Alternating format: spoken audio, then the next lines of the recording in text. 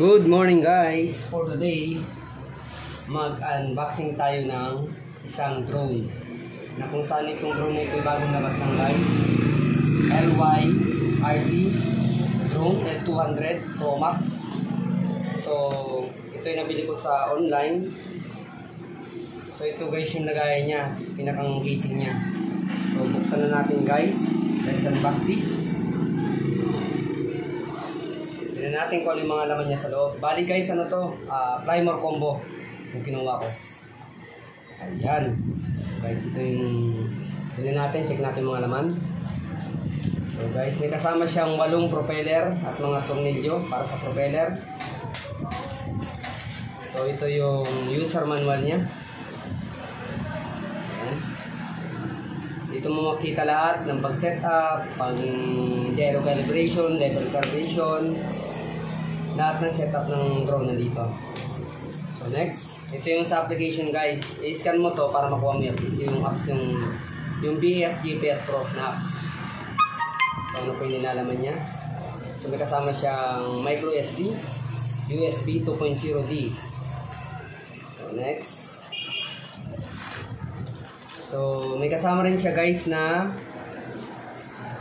obstacle avoidance. Bali guys, itong obstacle avoidance na to ay ang purpose lang nito ay ma-detect yung isang uri ng bagay o sabi natin pader, pero hindi siya iilag dito. Tutunog lang siya ng mabilis pag may nakita siyang isang bagay. Siguro mga range siya mga 3 meters to 5 meters siguro. So yun mga included. So next, type USB cable para sa battery at saka sa remote control. Okay, so wala na guys. So kunin natin controller. Ito yung controller niya guys. Makikita nyo. Yan. So dito yung lagay ng ano. Ito yung antena. May antena siya guys dito sa loob. Pero dito wala akong nakikita ng ano eh, wire. Parang fake antenna lang ata to. Pero tingnan natin. Wala guys eh. Andito yung antenna sa loob. Tapos ito guys yung lagay ng cellphone. Ayan. I-install natin dito. Ayan. So guys, ito yung remote control niya. Ayan. Tapos set aside muna natin dito yan. Ito yung mga battery kasama. So bali tatlo guys to. Ang battery niya ay 7.4 volts. 1,600 mAh bawat isa. So tatlo to. Dalawa, yung isa nasa drone. So ito yung final natin. Ito yung unit. So set aside muna natin itong lagayan niya. So ito guys yung unit, kung makikita nyo. So tanggalin muna natin yung gimbal cover. Push, tapos atak. Yan.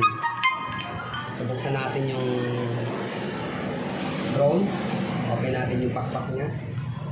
Yan. So ito guys yung drone. 2-axis gimbal na guys to. Yan, 2-axis gimbal. So tapos ito yung lagay ng obstacle avoidance niya. Atake nyo lang. Tapos yung sasalpak nyo to pag ganito lang. Kita nyo naman guys yung ano eh, yung pinakang connection. Ito lang. Yon, nakasalpak na siya guys. Tapos ito guys yung sa battery compartment niya. Ayan. Bali guys, itong unit na to is 216 grams or 230 grams. Wala pa siyang 250 grams. Ang gamit na niya ay brushless motor. So parang same lang siya sa propeller ng DJI Mini. Tingin ko.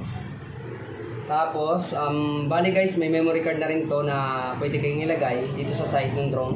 Ito, up to 32 to 128 gig.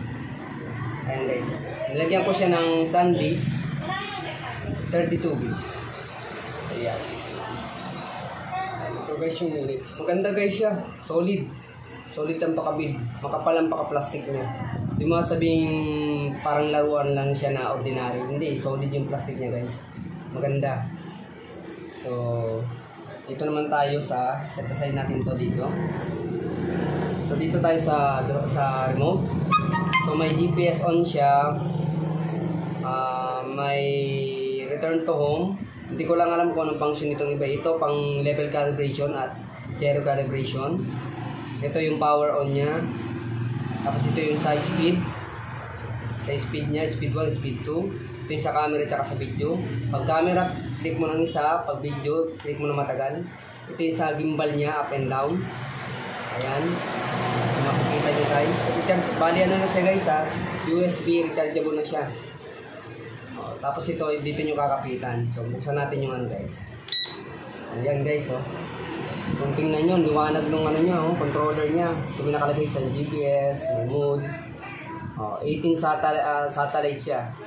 O, dito mo rin makikita yung height nung unit, yung drone, at saka yung distance. Ayan guys. Okay.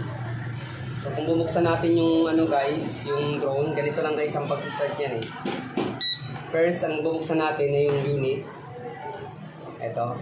Click natin ng isa, tapos click natin ulit ng isa. Ayan guys, makita niyo yung camera gumagalaw, yung 2-axis gimbal. Ayan. Tapos, pag binuksan natin itong remote, ayan, nakita nyo guys, steady na siya. See, it means connected na yung dalawa, nag-combine na.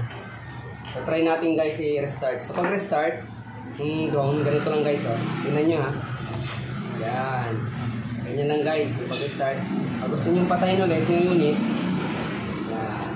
Ganyan lang guys. Pakita ko ulit sa inyo guys ha. Restart.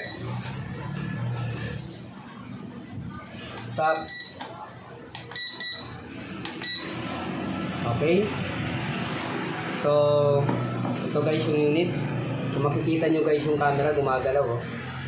Ayan. Yan guys yung camera niya. Napaka-solid guys itong room na to. Ayan. Hindi ko lang alam guys kung magagamit yung camera na maliit na to ah. Kasi ano to eh, sa pinakang ano niya eh. Parang obstacle din niya rin to. Ito maliit na to. Comment down below kung ano ito. Hindi masyado akong ano dito. Familiar guys. So, tingnan nyo guys, oh, ang ganda niya, may ilaw sa saulian. Tingnan nyo yung front, ano niya, LED niya dito. Napakaganda niyo. At saka guys, sa totoo lang, napakalino ng camera nito. Gagawa ko ng review nito at upload ko sa aking YouTube channel na makita nyo kung gaano kalino ang camera. Using SanDisk na ultra lang. Pero kung gusto nyo talaga guys na malinaw na record, gumamit kayo ng SanDisk Extreme Pro. Yun talaga yung best for video. So ito guys yung brand LYZRZ. Bago lang guys ito sa market. Bago lang pero napakaganda. So guys, this is my unboxing of my LYZRZ drone L200 Pro Max this 2024. Thank you so much guys for subscribing my channel. I hope lumago pa yung channel ko. Salamat sa lahat na subscribe at sumusuporta sa akin. Thank you so much guys. Ingat kayo palagi. See you on my next vlog.